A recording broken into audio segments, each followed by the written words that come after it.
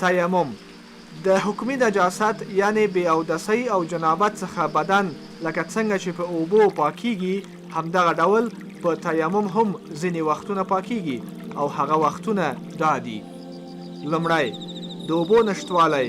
مسافر یا هغه څوک چې د ښار څخه د باندې وتلی وي نو که اوبه شتون ونه لري او یا د یوه شرعي میل لرې وي بیا هم تیمم وهلی شي. دوهم ناروغ یا جنوب.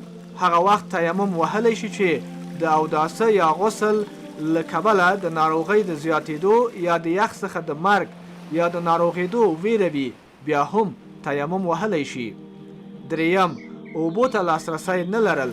مثلا که څه هم روغ سړی وي خو اوبو ته لاسرسی نه لري او یا د دښمن ویره وي بیا هم تیمم وهلی شي. څلورم د اخترونو یا د جنازې د لمونځونو تیریدل د مړي د نږدې خپلوانو څخه بغیر که څوک د جنازې د لمانځه په وخت اودس ونه لري په دې شرط تیمم وهلی شي چې د جنازې لمونځ ترې تیریږي.